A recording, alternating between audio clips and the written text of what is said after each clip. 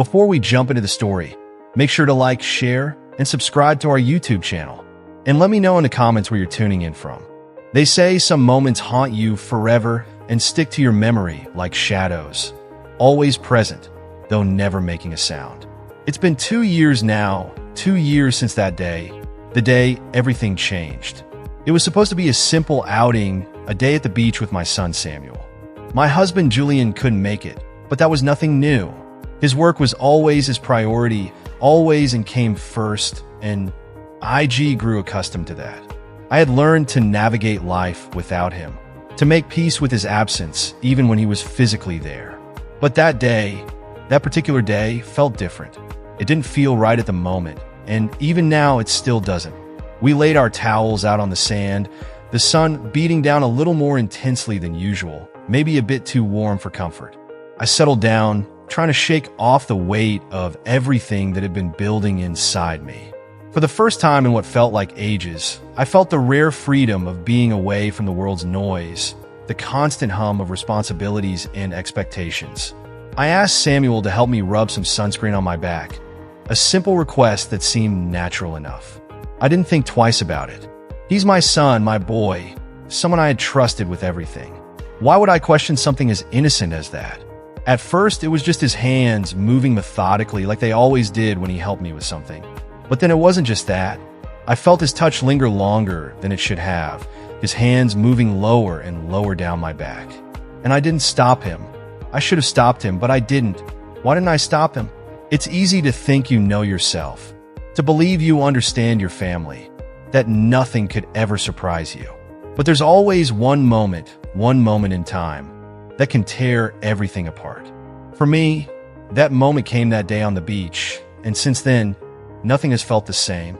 I haven't been the same. Julian and I had been married for over 15 years.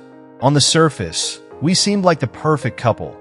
Everyone who knew us would have said we had it all. A beautiful house, 2 wonderful children, and a steady, predictable life. But you don't notice the cracks in the walls until you're the one inside, living within them. You don't feel the hollowness of a relationship until you're the one stuck in it, unable to reach the person you're supposed to be closest to. For years, Julian's job had consumed him. His career came first, always. Late nights, weekends, holidays, none of it mattered. I used to tell myself that he was doing it all for us, that every hour he spent at work, every sacrifice, was part of the life he was trying to build for his family. But over time, the cracks began to show. That story I had told myself, the one about him working for our future, began to lose its meaning. What's the point of a house if no one is ever there to live in it? What good is a family if the father is a stranger? I became invisible to Julian. He barely noticed me when he came home. He stopped asking me how my day had gone, what I needed, what I wanted. We spoke, yes, but only in the barest of terms. Bills, groceries, the kids, the chores. He loved Samuel and Lily, of course. But even when he was physically present, his presence felt hollow, like a shadow in the room. He was there, but not truly there.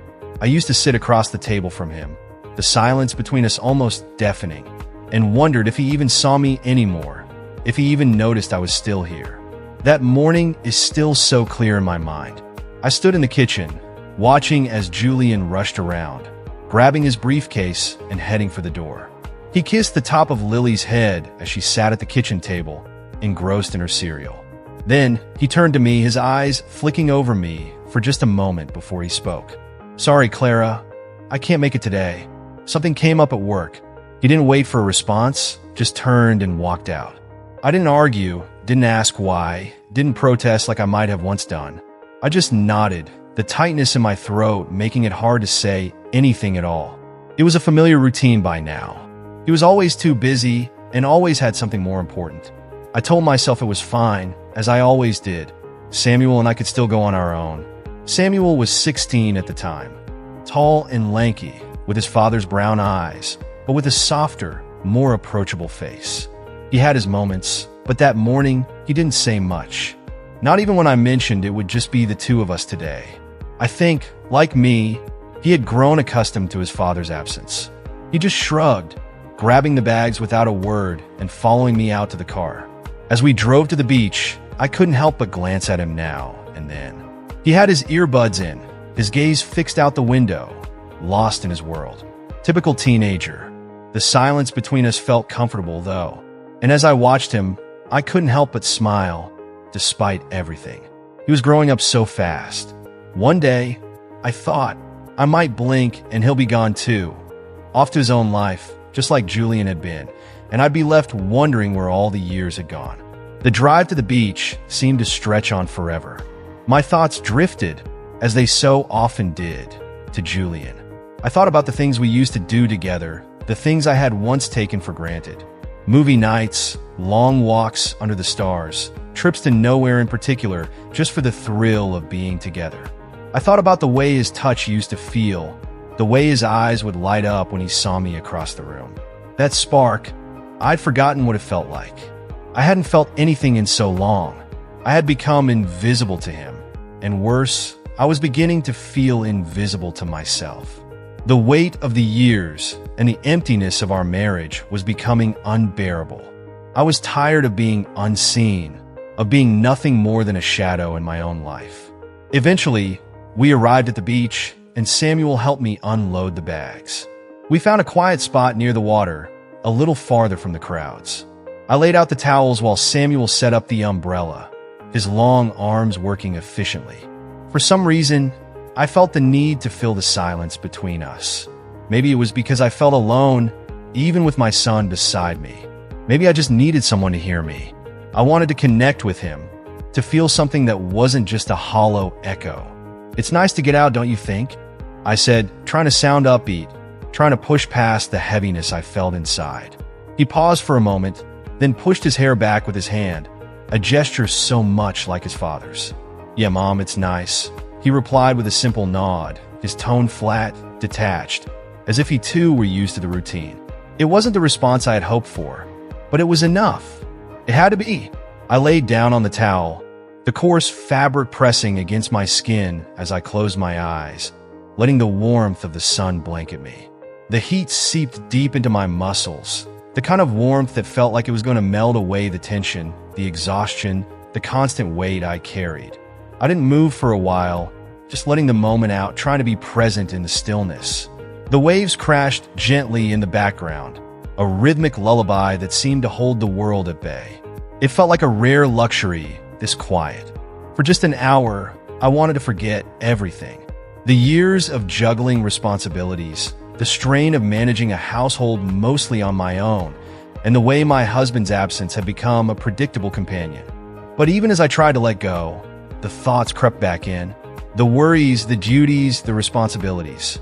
They were always there, lurking at the edge of my mind, ready to reclaim their space. And then, as if on cue, I remembered the sunscreen. I opened my eyes and propped myself up on my elbows, blinking against the bright sunlight.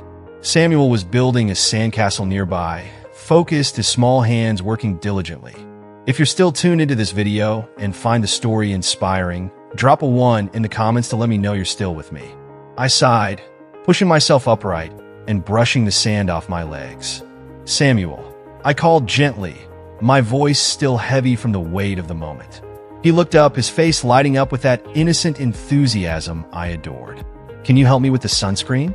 He nodded eagerly, jumping to his feet and trotting over with the kind of energy only a child could muster. As he approached, I could see the specks of sand stuck to his damp skin, and the way his hair was tousled from the wind. There was a sweetness in his innocence, a reminder of the simpler days before the heaviness of life had settled in. I gave him the bottle, and as he began to pour some into his hands, I found myself lingering in the quiet between us. The sound of the waves, the distant chatter of other beachgoers. It all seemed far away in this little bubble of time we had carved out for ourselves. I settled back again on the towel, the coolness of the lotion soothing the slight burn on my shoulders. Samuel hummed a tune, his small fingers working with care as he rubbed the sunscreen on my back. And for that brief moment, it was easy to forget everything else. I hated myself for what I was feeling, for what I had allowed to happen with my son. And yet, the weight of it all felt unbearable. Julian didn't notice a thing. He came home late, Just like every night, his tie loose, his face tired from the never-ending work that always seemed to come first. He kissed my cheek, but it was just a mechanical gesture, the ghost of what used to be affection. We'd long stopped being the couple we once were. It was like we were strangers, living side by side in the same house, but not seeing each other. It was a long day. I asked him how it went at work, hoping for some kind of conversation, any kind of connection. But he just grunted and nodded, already halfway to the living room. He didn't even seem to register I was there. His presence felt like an afterthought, as if I didn't matter at all. And once again, I was invisible. That night, I lay in bed staring at the ceiling, Julian snoring softly beside me. The house was quiet, but my mind was anything but. It was full of thoughts that I couldn't quiet, thoughts I didn't know how to handle. I kept thinking about Samuel, his hands, his gaze, the silence that had grown between us. I knew deep down that what had happened wasn't right. I knew I should stop it, whatever it was, before it went any further. But there was another part of me, a darker part, a lonelier part, that didn't want to let go. It craved that attention, that touch, the feeling of being seen, even if it was by someone I shouldn't have wanted to be seen by. Even if it was wrong. The days passed in a haze. Samuel never said a word about what had happened, but his silence was louder than any confession. It wasn't that he avoided me, no, it was like he stayed closer, more present, even in the small things. I'd catch him watching me while I cooked, while I cleaned, or when I sat alone on the couch at night. His gaze was heavy, but he never spoke. And I didn't stop him. I didn't stop myself. It felt like we were bound together by something we couldn't break free from, something that neither of us could name. Then the next weekend came, and it was hot again, the house stifling under the weight of the summer heat. Julian was gone again, working some last-minute shift, leaving me and Samuel alone once more. The familiar emptiness settled in my chest, and without thinking, I asked him if he wanted to go back to the beach. Just the two of us. I'm not sure why I asked. Maybe I thought being outside by the water would help clear my mind, or maybe I just wanted to test myself, to see if I could push everything away, pretend that it didn't matter. The drive was quiet this time. Samuel didn't wear his earbuds, though. Instead, he just sat there, staring out the window, his knee bouncing restlessly, a subtle reminder of the tension between us. I wanted to say something, anything to break the silence, but every time I tried to open my mouth, the words just stuck in my throat. When we got to the beach, it was almost empty. The sound of the waves was soothing, and I remember how blue the water looked and how the wind felt on my face. I spread out the towels again, just like before, and Samuel helped me set everything up just as he had done that day. It felt like a routine, a strange, broken routine that had become familiar in a way I couldn't explain. This time, I didn't ask him to rub oil on my back. I couldn't bring myself to. Instead, I lay there, my eyes closed, pretending that everything was fine, that things could go back to normal. But even with my eyes shut, I could feel him. I could feel his gaze on me, heavy and watchful. I couldn't escape it, and I didn't know how to stop it. The real breaking point came later that afternoon when we decided to rinse off at the beach showers before heading home. It was supposed to be quick, just to get the sand off our skin, to wash away the day. But something happened then that I still can't explain. As we stood under the cold water, the noise of the beach drowned out by the rush of the shower. Something shifted. It was as if everything around us had disappeared, leaving only the two of us. At that moment, with the water rushing over us, it felt like the line between what was right and what was wrong had blurred, and I couldn't tell which side we were on anymore. The guilt was suffocating, but there was something else too. Something darker, something I wasn't ready to face. I wish I could say I stopped it, but I didn't. I just let it happen, unable to stop myself.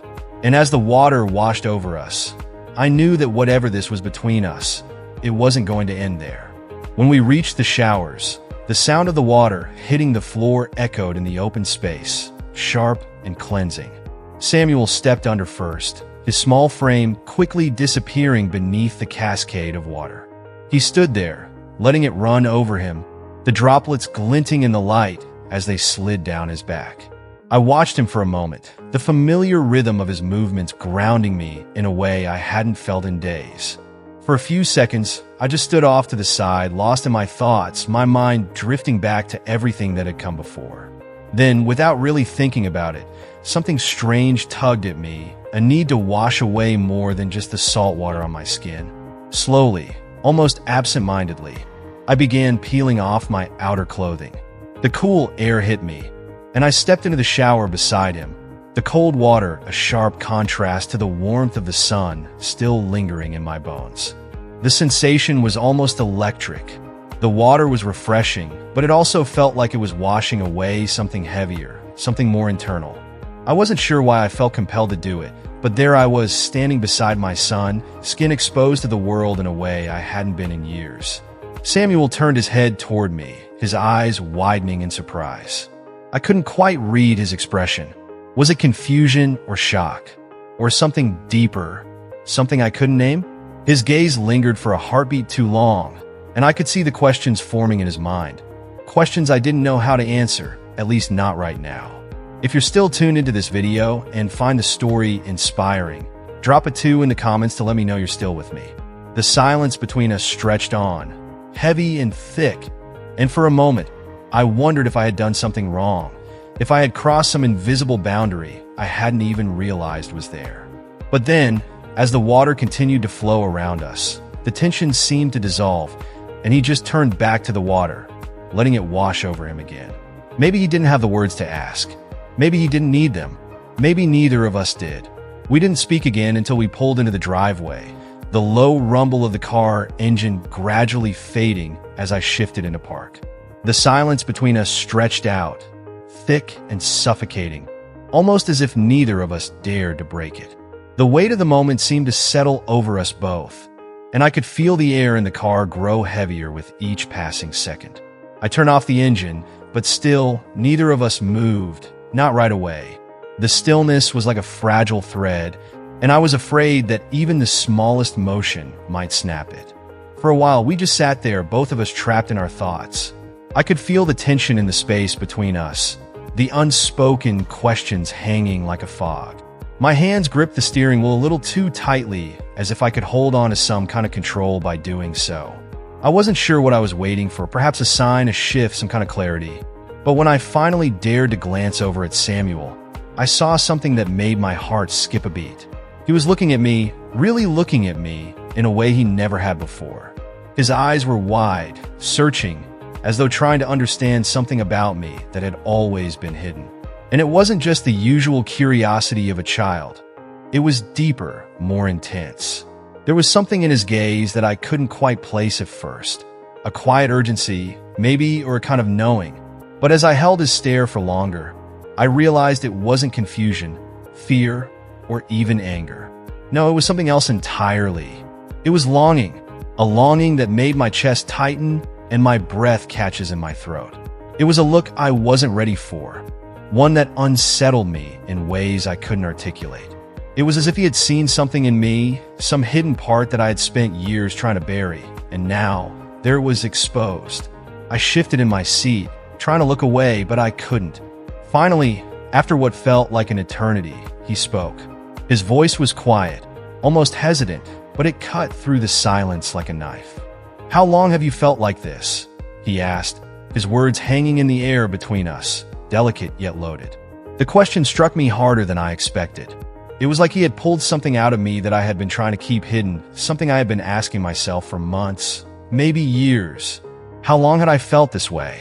This constant ache that never quite went away. This emptiness that no beach trip, no quiet moments in the sun could seem to fill.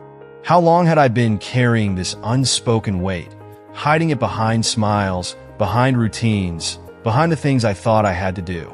His question rattled me in a way that nothing else had in a long time.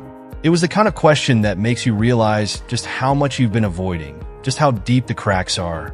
I felt a sudden wave of vulnerability crash over me, threatening to swallow me whole.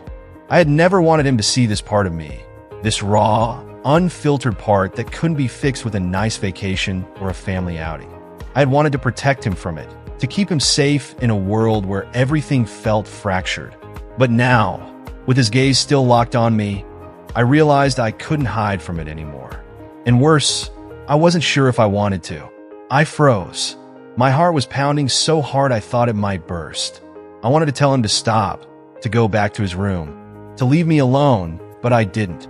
Instead, I looked up at him and said the one thing I shouldn't have. I can't stop either. And that was when everything fell apart. Samuel kissed me again, harder this time, desperate, as if he'd been waiting for this moment longer than I had. His hands gripped my shoulders, pulling me closer, and for a second, everything else faded. The room, the voices, and the world outside all became distant echoes. It was just the two of us, caught in a whirlwind of something we couldn't control.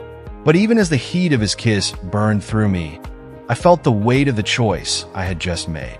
I knew this was wrong, knew it deep in my bones, but the truth was I couldn't pull away. I didn't want to. The line between right and wrong had blurred so much that I couldn't see it anymore, and it terrified me. His breath was uneven, his lips trailing down my neck, sending shivers across my skin. I gasped, my hands instinctively finding their way to his chest, then to the back of his neck. I could feel his pulse racing too, matching mine. We were spiraling, caught in something neither of us knew how to stop. But then, a voice, quiet at first, rose from the back of my mind. A whisper of clarity amid the haze. "This isn't you." I closed my eyes, struggling to steady my breath, to remember who I was before this. But when I opened them again, I saw his eyes, dark and intense, searching mine as if trying to find something I wasn't sure I could give. And suddenly, I wasn't sure what I was trying to hold on to anymore. His lips left mine, but his face stayed close, his forehead resting against mine. The air between us crackled with the tension of what was left unspoken, and I felt the cold sting of reality settling in. We were in this together now, for better or worse. "I don't want to regret this," Samuel murmured, his voice hushed, almost a plea. I swallowed hard, my heart still racing. "Me neither," I whispered back, though I wasn't sure if that was the truth anymore. It was a promise we both knew we weren't ready to keep, but there was no turning back now. Thank you for sticking with me through this story. It's been a difficult journey to share, but I think it's important to reflect on the moments that shape us, both the good and the painful. As we've gone through this together, I hope you've learned something valuable, whether it's about recognizing the consequences of our actions, understanding the impact of loneliness, or the importance of boundaries in relationships. Now, I want to hear from you. What have you learned so far from this story? What's one lesson or insight that you'll bring into your own life moving forward? Please leave your thoughts in the comments below. If you like this video, don't forget to like, share, and subscribe to our channel. Your support means everything and helps me keep sharing stories like this. Thanks again for watching. I'll see you in the next one.